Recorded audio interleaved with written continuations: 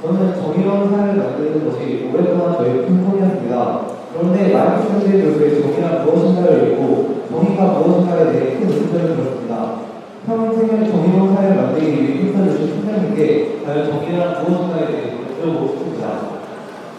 아, 이게 모처럼 철학적 질문이 나와서 이거 듣고 싶어요? 나 이거 답변하기가 어려워서 나 이거 안 들었으면 좋겠는데 왜 이렇게 호응이 좋아? 여러분도 진짜 듣고 싶어요? 큰일 났네, 큰일 났어.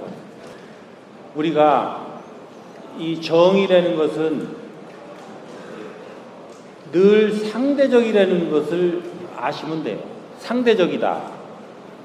그동안 우리는 절대적 정의에 대해서 가치를 많이 두고 살아왔어요. 그런데 이제는 시대가 바뀌었어요. 어떤 시대로 바뀌었느냐면 시대가 무언가를 가치를 고정시켜서 그 가치를 위해서 혼신의 노력을 하고 그것만이 지상 목표로 달려갈 때가 있었어요. 요런 때가 있고, 그리고 그렇게 해서 뭔가를 힘을 갖추고 뭔가를 갖췄으면 이제는 요거를 써야 될 때가 있어요. 근데 요 갖추는 시기에는 절대적 가치를 표방할 수도 있어요.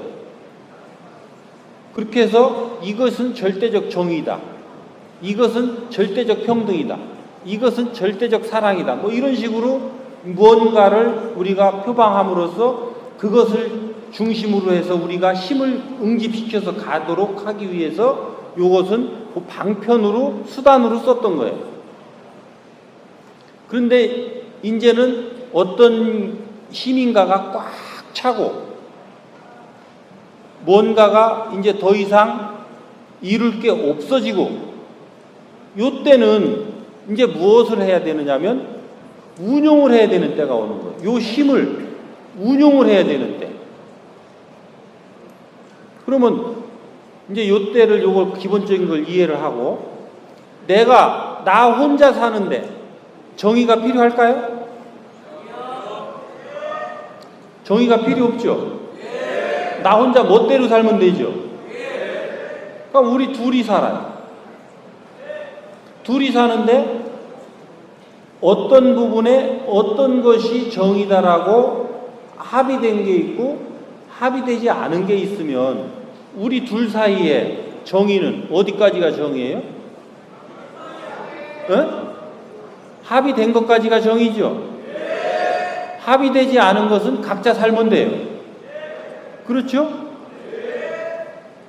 그러니까 여기 있는 학생 여러분들하고 나하고 어느 부분에 요게 정의다라고 합의가 됐다면 그 부분까지는 그렇게 해야 정의예요. 나머지는 각자 살아도 되죠? 그죠? 요게 상대성이라는 거예요. 여러분들은 지금부터 이 상대성에 대해서 잘 이해를 하시면 주변 친구들하고 잘 지낼 수가 있어요. 옆에 있는 친구하고 나하고 하나도 통하는 게 없다. 그러면 그 사람하고 나하고는 별개로 살아야 될까요? 같이 섞여 살 수 있을까요? 별개로 살아야 가장 잘 섞여 사는 거예요. 그죠? 그런데 너하고 나하고 합의된 게 하나도 없는데 자꾸 섞여 살라고 뭔가를 하다 보면 이게 싸움이 나요, 안 나요? 근데 너하고 나하고 둘은 따로 살 수가 있는데 제3자인 C가 나타나서 자꾸 요거를 묶으려고 그래요. 묶여져요? 그런데 요자가 힘을 가진 자예요. 힘을 가진 자니까 우리는 못마땅해도 요 힘에 의해서 어쩔 수 없이 뭔가를 하는 흉내를 내요. 그죠? 이게 정의로운 거예요? 그런데 힘 있는 자는 이거를 정의롭다 할 수 있어요. 왜? 내가 정한 법에 너희들은 따라라 이렇게 되는 거니까. 근데 그 두 사람은 절대 정의롭지 않은 거예요. 왜? 나는 너하고 동의 안 하거든. 그래서 마이클 샌달은 이 상대적 정의를 얘기한 거예요. 네가 지금 여기로 가면 5명이 이 차에 치여 죽는다는 거죠. 근데 이걸 알았다고 내가 이 틀으면 여기 선로를 고치고 있는 이 두 사람이 죽는다는 거지. 그러니까 5명을 살리기 위해서 두 사람을 죽여야 되는 선택권을 누가 누구한테 줬냐라는 거예요. 이게 딜레마예요. 절대적 정의에서는 딜레마예요. 절대적 정의에서는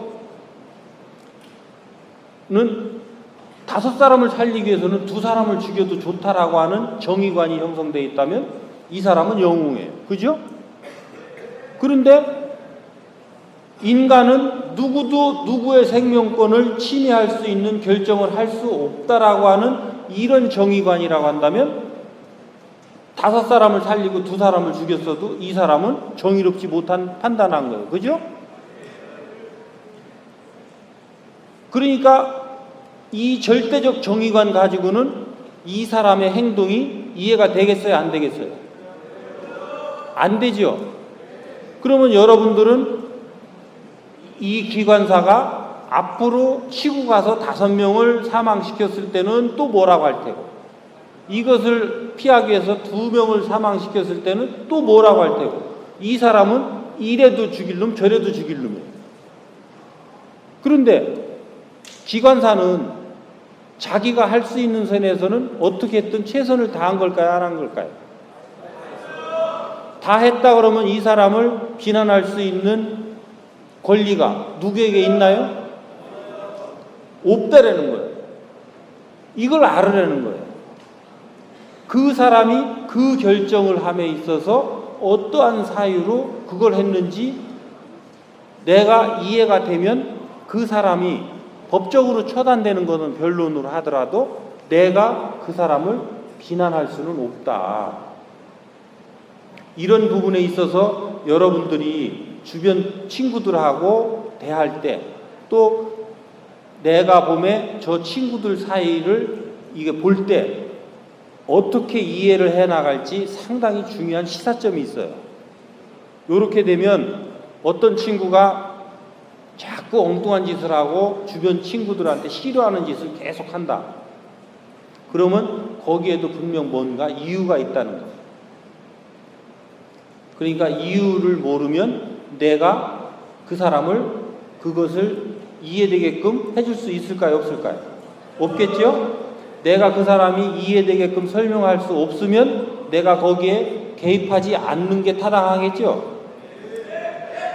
왜? 내가 개입을 했으면 그 사람한테 도움이 되게 해야 되는데 내가 그 사람을 이해를 못하는데 어떻게 그 사람한테 이해되게끔 말을 해주겠느냐고. 그러면 개입을 하지 않고 지켜보면서 저 사람들은 왜 저런 일을 저렇게 할까? 요거를 연구해야 되는 시각으로 내가 계속 잡아가야 되는데 불필요하게 자꾸 개입을 하고 간섭을 하게 되면 거기서부터 사건이 커진다는 거예요. 그래서 여러분들은 이 사회적 정의관이 이제 어떻게 형성되든지 늘 상대성으로 움직인다.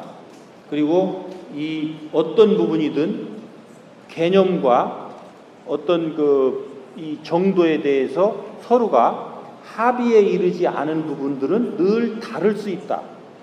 그 다름에 의해서 다른 결정을 했을 때는 상대를 그대로 인정해 주는 게 정의다. 이해돼요? 좀 어려운가?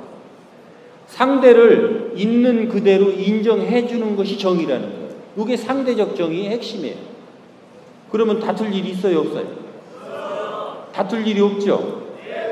이렇게 해서 여러분들은 잘 지내시면 될 거예요. 오케이?